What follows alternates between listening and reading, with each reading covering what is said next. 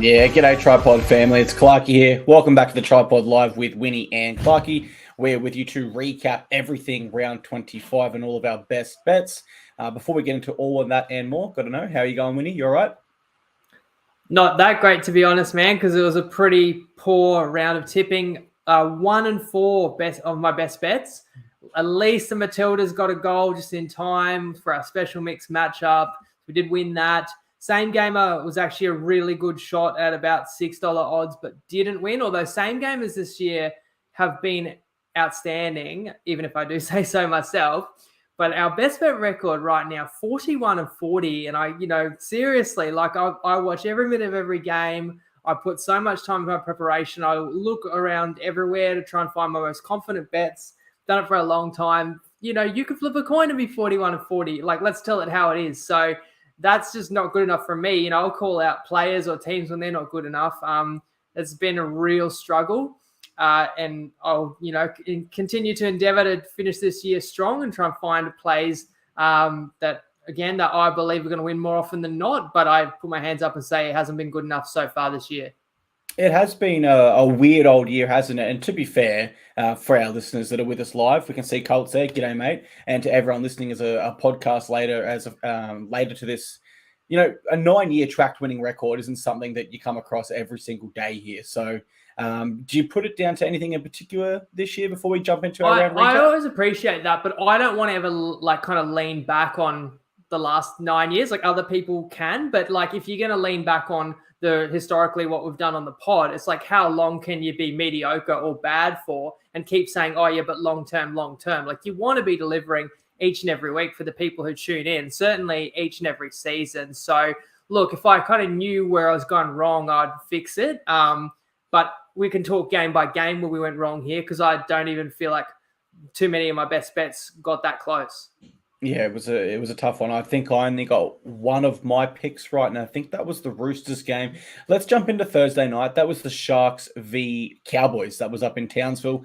Sharkies walk away 32 to 12-point winners. Went with Connor Tracy for my MVP, which is a really great game by him when you consider that I thought they might have been missing something with Will Kennedy gone. Up steps Tracy, little did we know, 250 meters, try assist. All things said, though, I am really shocked at the Cowboys here. I really was. I'm never too shocked because I do appreciate how unpredictable football is. But I just think when you're looking for sides that require a mental edge, we've got the Cowboys at home. We've got them fresh off a bye where they've won their other 2 games coming off them this year. We've got their co-captain, Jason Tamalolo's 250th.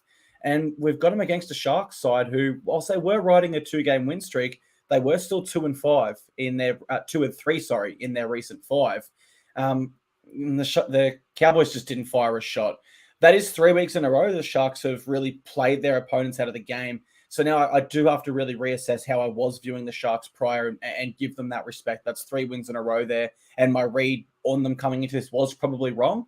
They rise in my rankings, whereas for the Cowboys, they couldn't fall lower.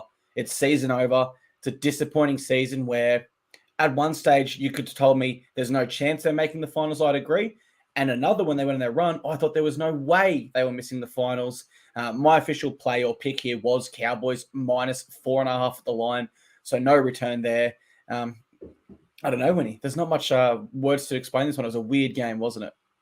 Yeah, no, I mean, I was stunned. So the best bet was Cowboys minus 4. When you say they didn't fire a shot, like they started okay. They led the game 12-6. I'm thinking we're in the game here. We knew the importance, all the reasons you said off the bye, and I'll get to whether their season is over, but whether or not mathematical, whether or not they make the 8 and whether they can threaten for the comp are 2 different things as well. But from 12-6 up, you're right. Then it's Cronulla, 26 unanswered points. And for all those reasons, the Taumalolo milestone, the fact that you had to pretty much win to keep yourself in the top 8, you are playing off a bye. You've gotten a couple of key players back in. There's no urgency whatsoever. You're in front of your home fans. I was stunned. And the Sharkies, I mean, you shouted out Tracy there, but I thought you got to give it up for Nico as well, was really in command in this one.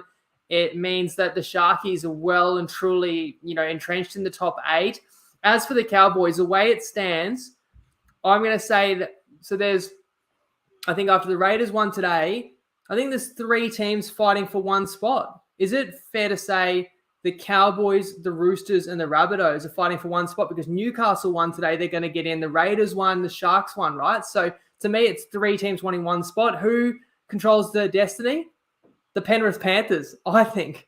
Because if the Cowboys win their final 2 games, and the Cowboys do host the Finns next week, if the Cowboys then beat Penrith, they'll actually make the finals. They've got the best points difference of those 3 sides.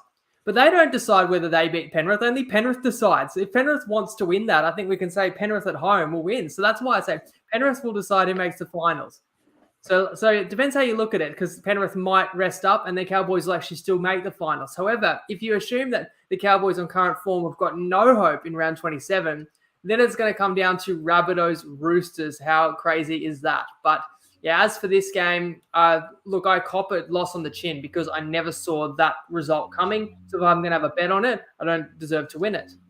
And the interesting thing for the Sharks is I think their biggest strength and their weakness is their forward pack. When their forward pack gets rolling like they did in this game, their spine players just take over. Braley was brilliant, Trindle was brilliant, Hines, and we already spoke about Tracy.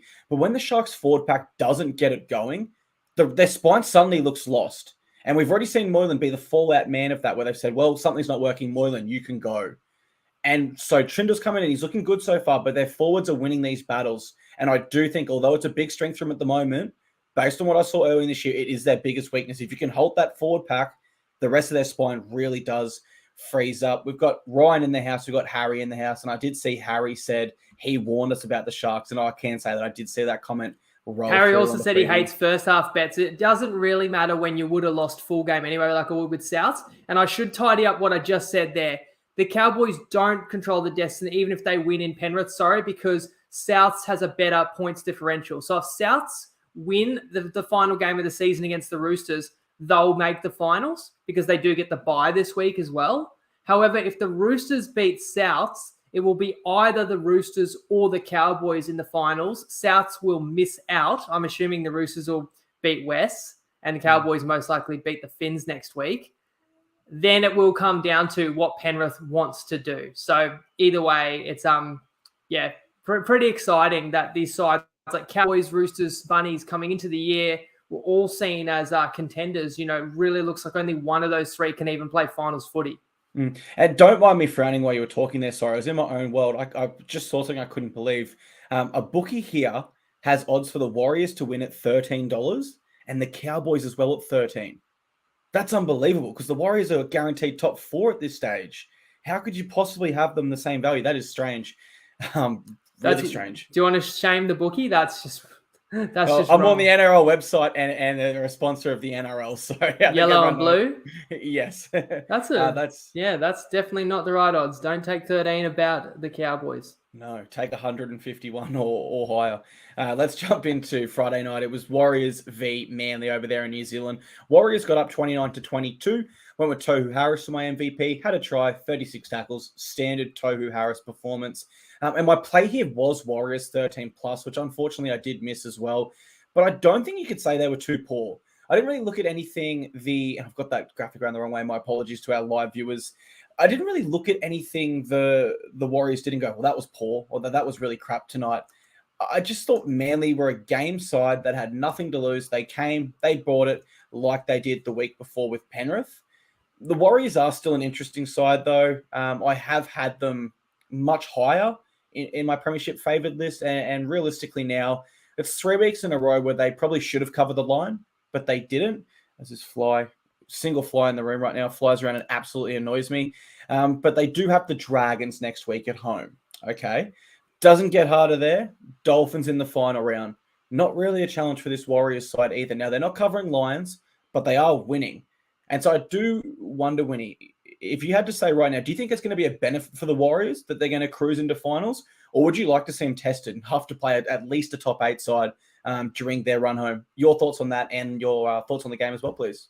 I know they always say you want the tough matches before the finals, but I think you just want to avoid injury and suspensions most importantly, and spend as little petrol as you can. And the Warriors should be in a good position to do that. Even if they can't get to second, they should be, pretty safe in third there. I think they've still got that buffer over the Storm, who are fourth. So they're in a strong position. You're right about not covering lines going back to ever since they've had the bye. And I think ever since that game where they pumped Cronulla at home and everyone was like, oh, don't bet against the Warriors. If you bet against them, you pretty much would have won every week, apart from maybe the Titans game. That 10-point win just covers the line by half a point. We were on it. And again, they needed an opposing player sent off 20 minutes in. So all those people that have been at me all year, God, you got to back the Warriors. Yes, they won this. They didn't cover the line. And I was on them 13 plus, and they only won by 7. What hurts even more is my same game multi. I went this game and I went DWZ for 2 or more tries, just like I did with Mulatalo a week ago. I claimed in the group that I've never got it wrong when I've picked a player for multiple tries in a multi. Well, Watene Zalesniak has his second try after 16 minutes. That was 3 straight by the Warriors in 10 minutes after Manly actually scored the opener.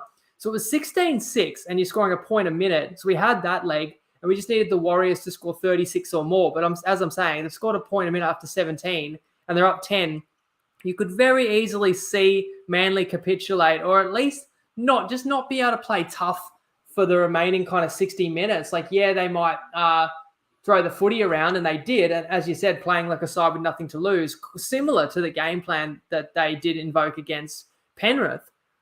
But to Manly's credit, I mean, Saab has the next 3 tries in the game after that point, so they didn't give in. They actually threw plenty more at the Warriors to take a 6-point lead into the break, and then it was an arm wrestle. The majority of the second half was 22-all, so there's that controversy there after a DCE charge down, the field goal attempt is charged down. It bounces up in the air. Garrick takes it and then has his legs taken out, but it's no penalty because the ball had bounced.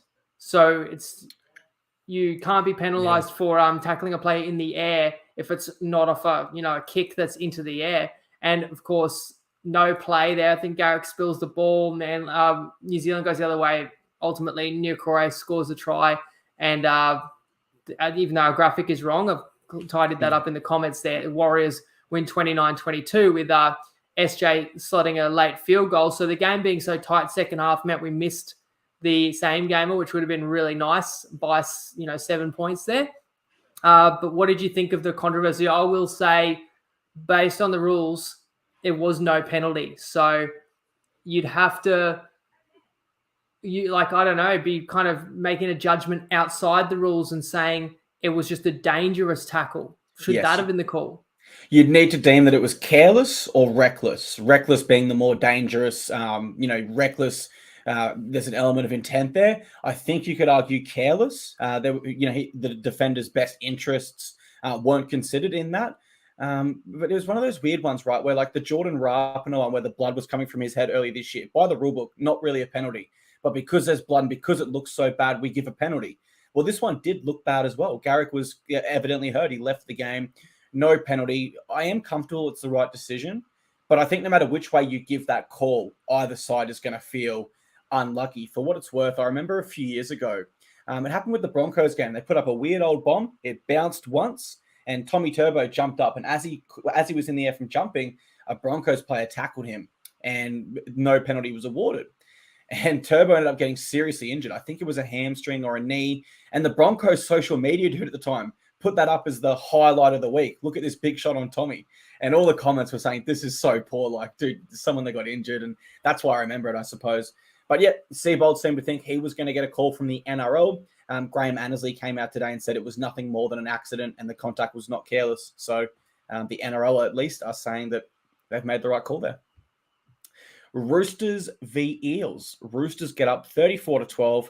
I went with Teddy for my MVP here. 2 tries, 11 tackle breaks. Just that classic Teddy performance, I suppose, where he's around everything. And when he's around everything, everyone around him starts to become more dangerous, as there's that extra option you've really got to keep your eye on. My play, I believe our play on this was Roosters minus 4.5 of the line. We were both on that one. And that one does cash, thankfully. If this game kind of went to script, I think from our preview, we were kind of saying the Roosters probably just have a little bit more in the gas tank, riding a little bit more of a wave, whereas the Eels have kind of realizing their season's kind of petered out in front of them. And that's pretty much what we saw in this one. The Roosters are definitely at their highest point of the season. There is a chance they go on to play finals. I do agree with you. Looking at the live ladder, I think their issue is, or could be, that points differential. They're on negative 62, whereas the Cowboys are on 12 and the Bunnies 73. So they control their destiny to catch Souths, right? Because they will play them. Yes, yep. And they play West next week. Teddy will be out because he got a Category 1 concussion, but you'd still think they'll be able to handle West Tigers with their season on the line. So that's pretty awesome. We got, what we wanted there out of that final game. It's gonna mean Roosters season, but it doesn't guarantee them playing finals, as we just said, because the Cowboys do have the upper hand on points differential over the Roosters. However, the Cowboys have this mystery Panthers game, which could be awesome for them or could be a death sentence. So we don't know. But in this game, where Hargraves was ruled out prior to the game, so that didn't go according to script. After losing a couple of best bets in a row, I needed to get back on track here. I think some bookies did have it 4.5, but best bet I got Wednesday night was 3.5. In any case, win by 22 points.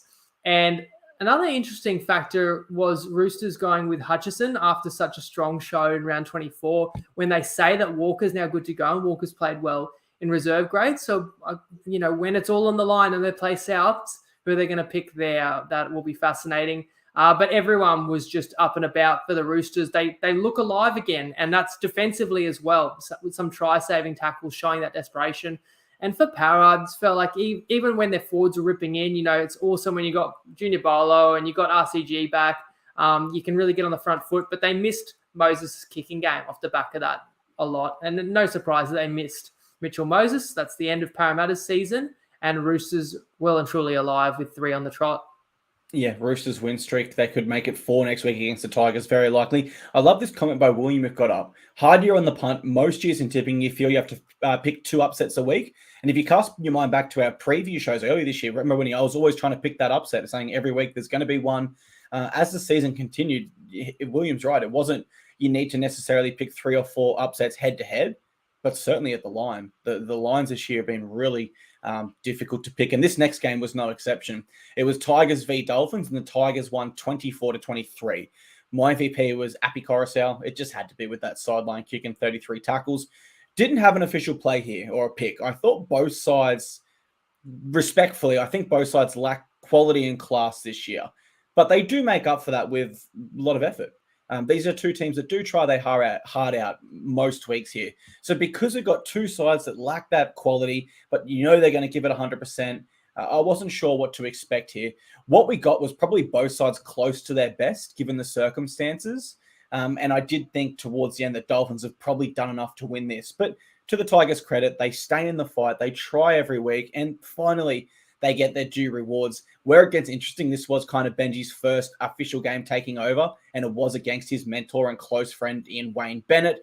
But I know you had a tip on the Tigers here, and this is not the first time this year where you've gone with a best bet, and then before kickoff we get news. In this instance, it was Brooks and Toa ruled out after the bet was placed, so I know that had to hurt. Yeah, it does. When this would have been Brooks' farewell home game as well, and they've played good footy since he's come back from that hammy injury. So, but is he worth 8 points? It's probably not really fair to say that, or to say that that's why the bet lost. But it's not a great thing to miss a key outside back and your halfback. It was strange, Sheens, because the news was out that, of course, Sheens was originally going to do 2 years and Benji was going to do the apprenticeship. And then the news has come in the last week or two. No, it's only going to be 1. And I can understand, however much Benji's learned, it's diminishing returns, staying under Sheens another year. Benji's much more in tune, I guess, with the modern players, and I could understand taking the reins, but then it was very abrupt, where suddenly Sheens is out altogether. So I don't know how that disruption affected the team, because they played all right. In fact, you probably can't take too much away from West's performance. It was just a back and forth game. It was pretty wild. I did think we were still a good chance, even though we've got a bad line with those player outs. We were a good chance of covering -9.5. I mean, West scored back-to-back tries. The second and I think the final try that West scored was Simpkin, who's actually a really skilled dummy half, which made the option make sense to play Coruscant at 7 and to just allow Simpkin to play the full game. When West got up 8, and mind you, they should have led by 10, but Coruscant missed a kick from in front. A couple of players missed kicks from in front today, this round. Of course, we had money on them. But if you lead by 8, you could kind of carry on with it. However, the Dolphins just don't know when they're beaten. And one player I want to shout out, and I didn't say anything about him on Wednesday because it was only in the reserves, but Trey Fuller came into the team on the bench, and then they actually brought him on to play fullback and switched Nakarima to hooker. And this guy, like, I watch a little bit of Queensland Cup, and he's always the Dolphins' best player. He really stands out at Queensland Cup level. And I've watched before and thought, how has nobody given this guy an opportunity in the NRL? So for him to get a debut, comes on, actually scores a try that pulls the scores within 2. Later on, Dolphins get a penalty, level up. Izarko's field goal puts them in front. 23-22 was the same lead the Dolphins had over the Dogs, I want to say, just a couple of weeks ago. And then Appy with the great short kickoff that results in a penalty, and the sideline shot for the win. And it's so far out and so wide that you maybe just tap and go for it. Not every team would have even had the shot, but they went for the all or nothing, and he curls it online. The last moment it curls in, but it hits the bar. Thankfully for West, they snap. It was a double-digit losing streak. A lost count of how many they lost, but it dropped on the in-goal side of the post, and West did hang on to win by 1, which does no favours for the best bet. But as I said, I thought that West would win this a bit more comfortably. So my Finns, again, with so many of their key men out, fought and surprised people with how competitive they were still able to play. And I know hindsight really helps, particularly when we're talking footy tipping. I was really close on our preview pod to going back to the Maroons in 2020 with Wayne Bennett and saying, like, this is a dude that knows how to win with quote-unquote nobodies, or not a consistent regular side that you'd expect it. In that instance, the rep level. In this instance, the NRL level. And to his credit, I mean, he just finds a way to get people up and get his team in the game. You mentioned they don't know how to give up. They also might not know how to win. That penalty was really, really silly when you're ahead by 1. I think it was a double effort. Yep. Just no need for it. Really, really silly stuff. But they'll continue to learn, and they'll be a better side next year, in my opinion. Panthers beat my Titans. This was the next game. It was 40-14 there. They come to the Gold Coast and pump us. Went with Dylan Edwards from MVP. 2 tries, 297 meters. Great game by him. Didn't have an official play on this one. I did say in the preview show, in all honesty, the Panthers should cover this line and probably will. But there's always that small chance that the Titans show up. And when they do show up, they actually are somewhat of a decent football side. We've seen in the Warriors game, the Broncos game. There are games this year where they've really shown up and give it a good crack. I will say that was the case here for Stages in this one against the Panthers, and probably a lesser side. The Titans might have won, even with the adversity they had to overcome here, but the Panthers are just too classy. I thought, and this could be my bias, but I thought the hip drop tackle, from James Fisher-Harris, I thought they were sin bins. I thought we'd kind of established in the NRL, if you commit a hip drop, you go to the sin bin. And I thought Thomas Jenkins, their winger who replaced Toppy, I thought he was clearly marking Lofi off the ball there in an offside position. So I thought they were close sin bins. Didn't go our way. We then lose Philip Sammy and Jaden Campbell during the game, 2 of our best. And I just believe to beat the Panthers in the NRL, you need to be at least a 9.5 out of 10. We were already below that possibility due to our current injury list and form. So, we probably come into the game 7 out of 10, you'd say. Then we lose key players during the game. So all things considered, although we were pumped by that score that you can see there, I'm not too disappointed. We tried hard and we were simply outclassed by a much better football side. Did you see it that way as well? You weren't even that far away. I mean, when the Titans came out second half with back-to-back tries, didn't convert either of them, but cut the score to 22-14. And I was looking at the live odds. The live line was all the way down 10 points. And the Titans carried on with it. The Titans were knocking on the door to score again. Like, the Titans were camped on the Panthers line, repeat set after repeat set. And if you were brave and you took the 20-point line, 21, 22, right? They're only down 8. So you're figuring it's still going to take more than 2 converted tries to beat me here. The Titans look like they could score again, and there wasn't that much time left. But you've got to say Penrith, the game meant a lot to them. They really aimed up defensively. They didn't give the Titans anything easy. They really wanted to work hard on their line and not let the Titans get any closer, absorbing that pressure like only they can, and then ultimately blowing it away late. And I thought a guy like Edwards was fantastic. And I just want to just throw a side note out there. I wonder what our followers will think and how you would respond to this, Clarkey. So I understand he has signed long-term with the Panthers. That wasn't just rumoured. He has actually signed on the dotted line that he's going to be there for the next Dylan Edwards.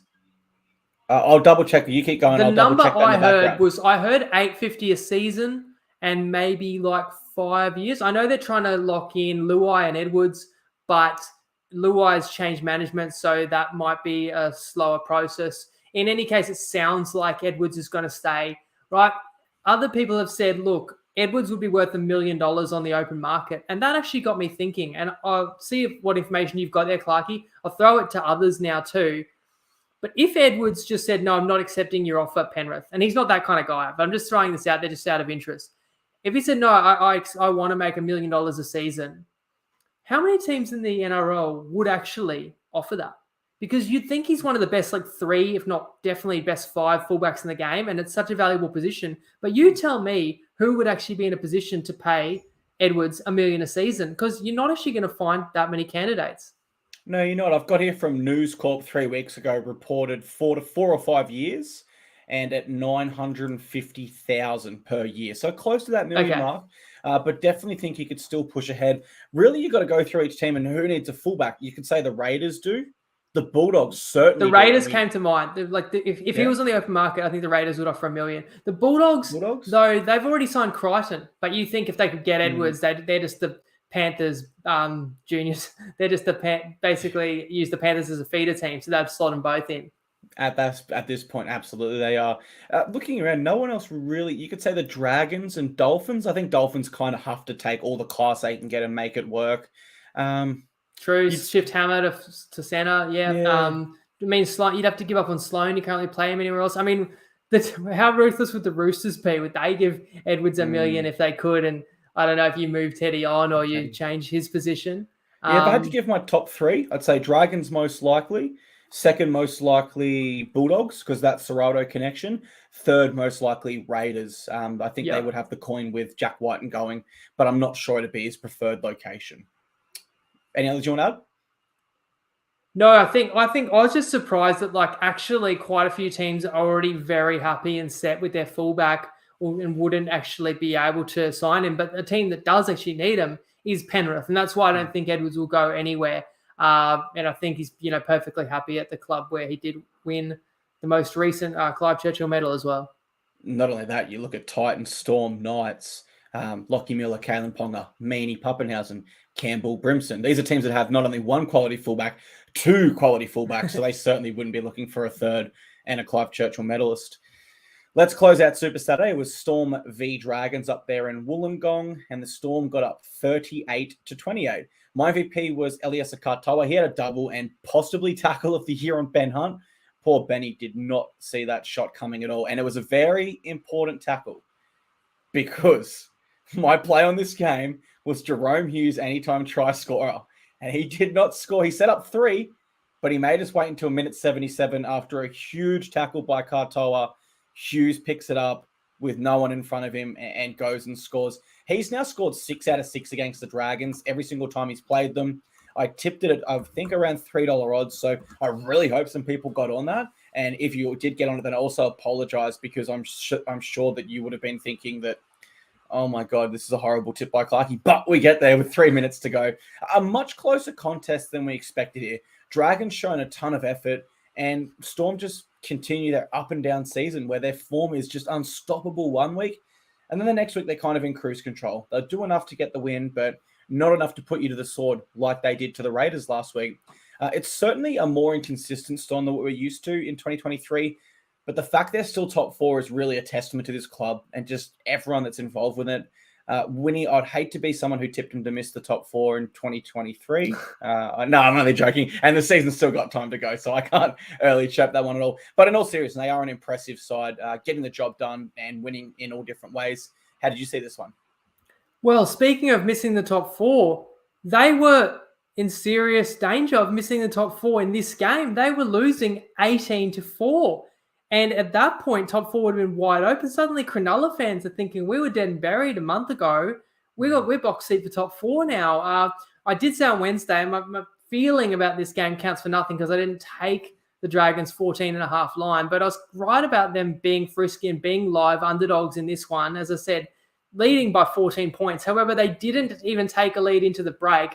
How many wingers scored a first half hat trick this round? Because Warbrick scores a hat trick all before the break, and in fact, it ends up 18 apiece.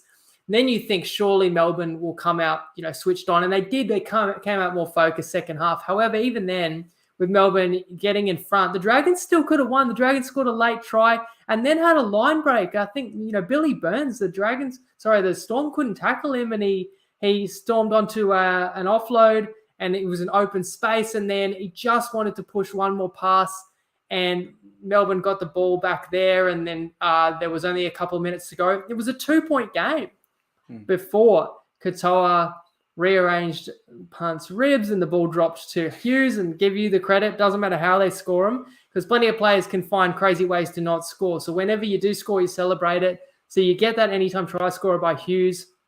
And then the Melbourne actually tacks on a penalty as well. So they win the game by 10. They had no right to win the game by that much. Like, if you just see the final score, you don't realize how close it was and that the Dragons could have lost.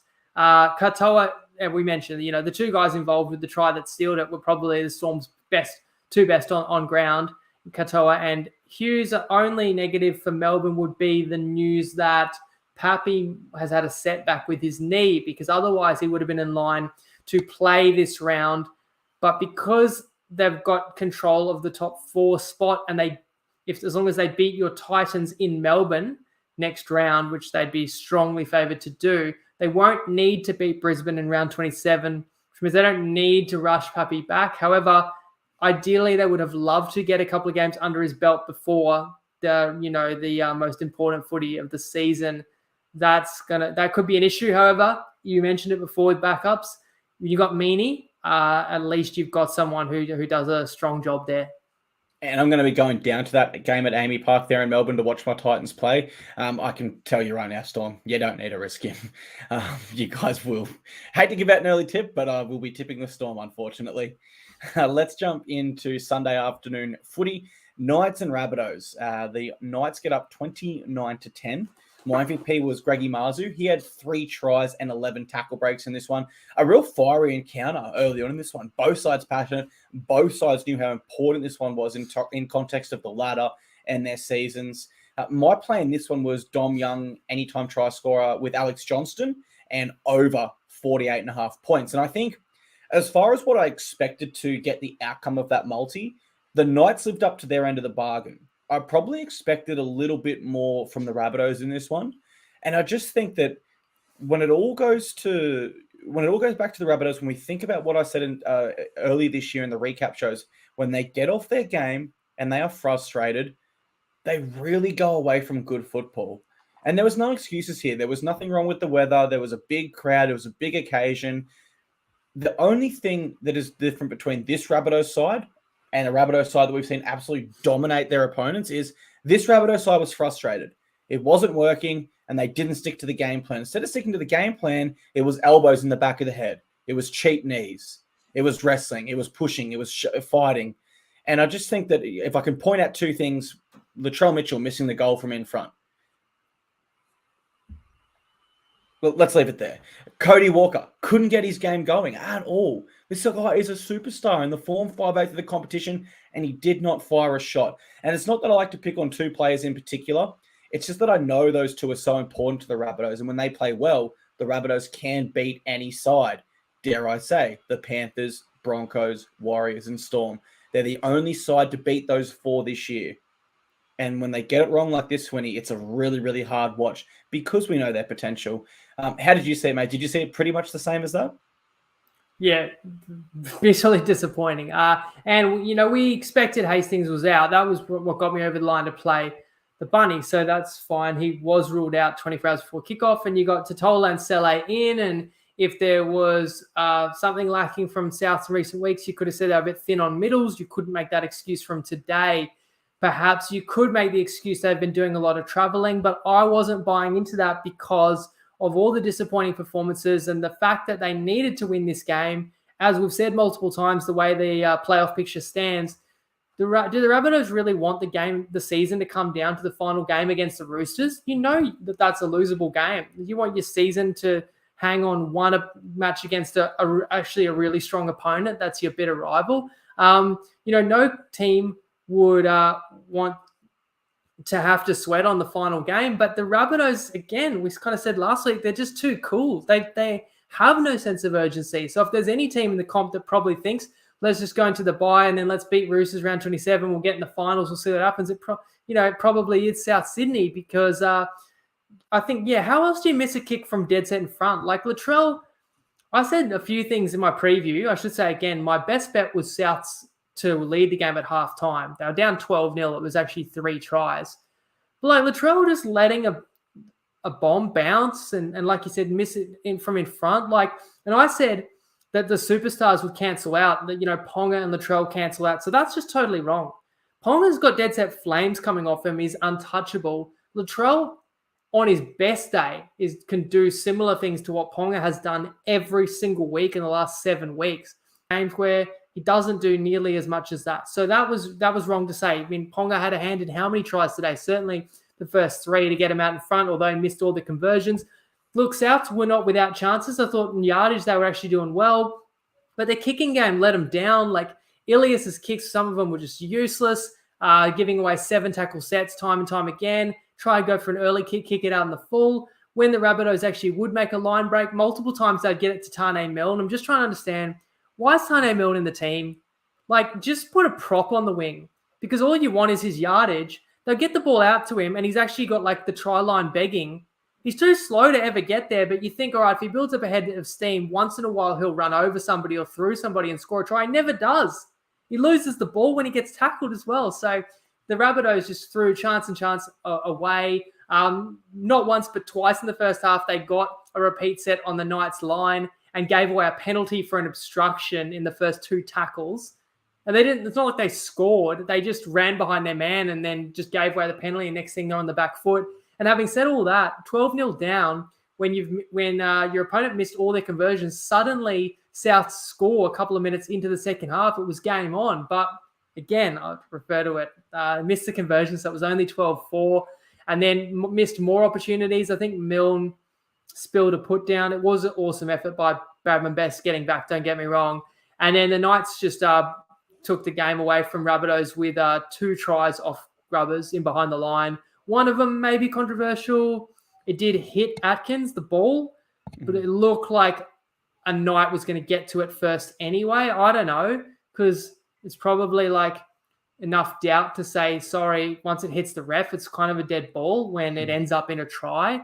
But again, it doesn't really matter because it was clear the Knights played with more desperation. So I thought that the Rabbitohs at the very least would match that want by Newcastle. And that's, just another aspect of this game that I got wrong. The Knights wanted it more. Kind of cruel that 2 weeks in a row I've lost on best bets against Newcastle. And I've been beating the drum of Newcastle all year and saying how good they are at home. I went against them at home 2 weeks in a row. And I paid dearly for that. And for the Knights, I think this is the first time in 20 years they've won 7 straight in a row. I think I heard that on the broadcast. Very impressive. Looking at the Rabbitohs, I got a follower take this week, and I always like to throw a few bold ones in there, Winnie, for interaction purposes. But it was Whiten should play 7 next year for the Bunnies and drop Ilias to reserve grade. And I said agree. I know Whiten's not a halfback, but the Rabbitohs trying to play with the traditional halfback with Ilias like they used to with Reynolds really isn't working this year for one reason or another. And so I just think giving Jack Whiten that 7 jersey or Walker and just saying, hey, let's have 2 attacking 5'8s essentially. Well, that's it. Walker could play 7 and Whiten could carry on at 6 as well. After today, I probably would agree with that take. And certainly they lose a little bit in their kicking game doing that, but it gives them a different point of attack. And we know that when the Bunnies are the best, it really does flow off their attack. And so looking at the rest of the draw, they're going to have a bye next week, Winnie. The Roosters are going to play the Tigers at home at Allianz, where they've got a great record. In all honesty, they probably win that, right?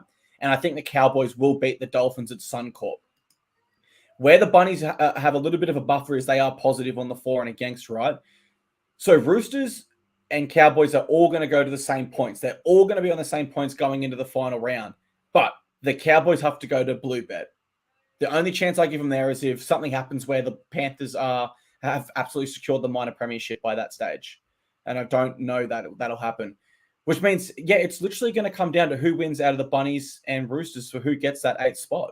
It's going to be a finals game between the oldest rivalry in this competition before finals. And it's going to be the Friday 8 p.m. game. That is a blockbuster that everyone needs to circle in their calendars. Friday, the 1st of September. I already can't wait for that one.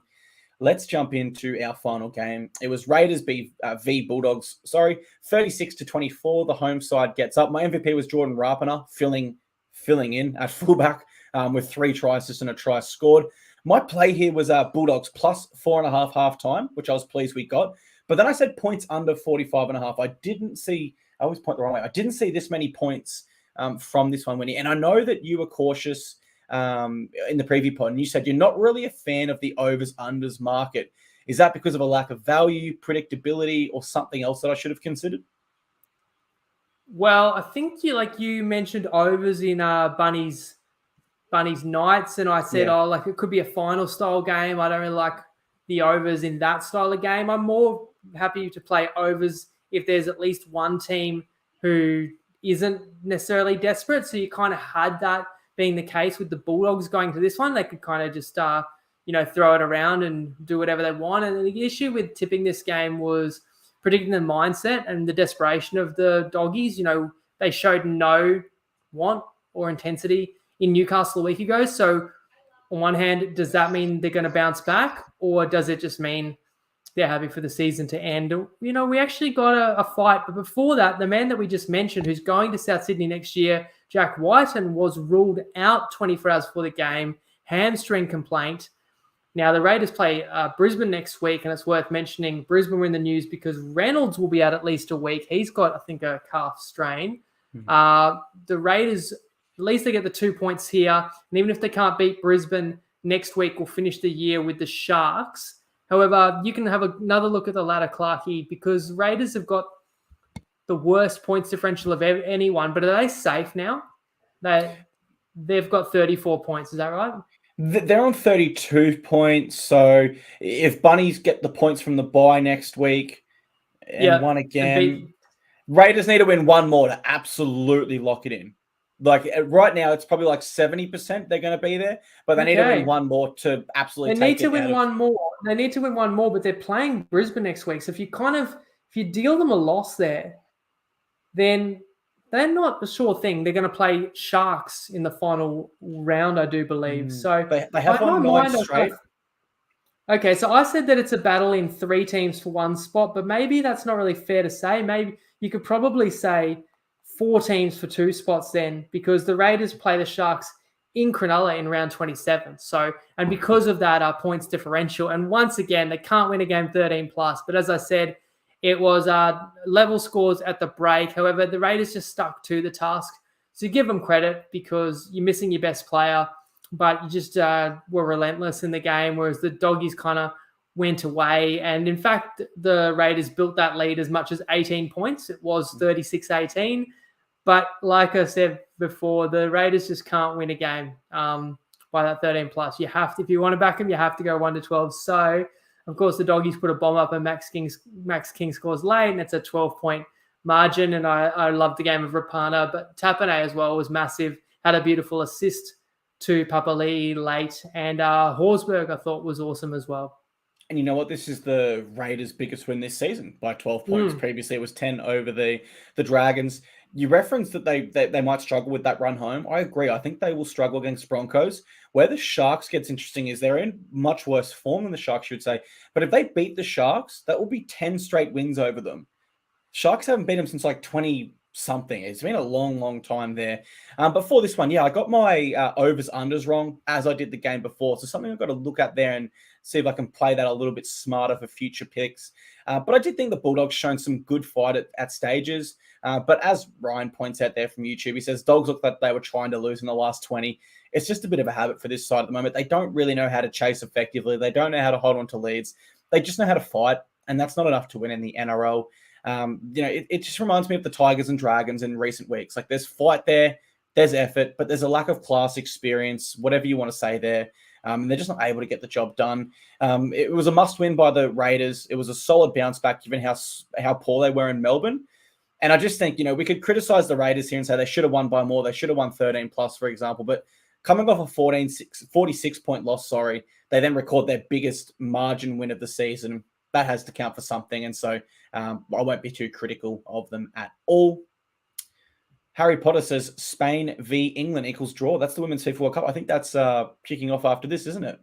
Yeah, in about an hour from now. So it was a very poor weekend, as we've just established. But just to refresh people's memories, in the Wednesday preview, we went Matilda's goal in an earlier minute than the last try in Sharks Cowboys. Sam Kerr with a worldie that at the time actually leveled the scores. I know that most people watching and listening to us saw that because I think it was the most watched TV event in Australian history, right? And at that stage, it was 1-1, but maybe Australia had played their final against France a few nights earlier. We missed a couple opportunities, key opportunity that England turned into a goal the other end a minute later. And England got through and won that game. So they're meeting Spain in the final.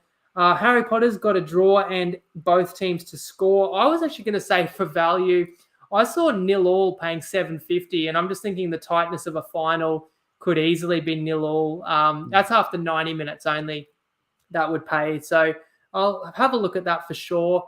Anyway, Sam Kerr's goal, we had to wait, but we waited about 63 minutes, but it put us in a strong position. We were favourites going into Cowboys Sharks. And then I was a bit worried the game was tightening up. The Cowboys had no answers. They hadn't scored since like the 15th minute, but Nico did score the last try in like the 72nd, 73rd minute. So that was, one of the only positives of the weekend. But I do want to say to anyone who's kind of been trusting me and following my tips, it's great that same-game multis are more popular than ever. I'm certainly proud of the record there, but I am really sorry about the best bet record. I'm wounded right now. It really hurts. I think the profit on, best bets and stuff was at 100 a stake was, over $500 just a couple of weeks ago. So we've really 1280 it's been as high as. Well, 1280, that would combine. That's combined though. Yeah, combined has been our highest point. Yeah, and now it's like combined is probably like 700 or 800. And that's an example stake if you're only staking 50 for multis. And I understand everyone stakes differently. And I don't say anybody should play my bets blindly and this is what you should do. I always say just back the ones you agree with. But then I've got to stand behind the record that my bets result in and best bets, just pure mediocrity. And especially the last few weeks, worse than that, missing out on winning weekends 2 or 3 in a row. So I am hurting. I am sorry. And I still appreciate everyone that tunes in. And of course, I stay committed to the task to give us a chance to finish this year strong. I hope everyone does have a good week. Obviously enjoy this Women's World Cup final. If you do catch that one later tonight, and we'll be back at it on Wednesday and we'll see you then. Lego.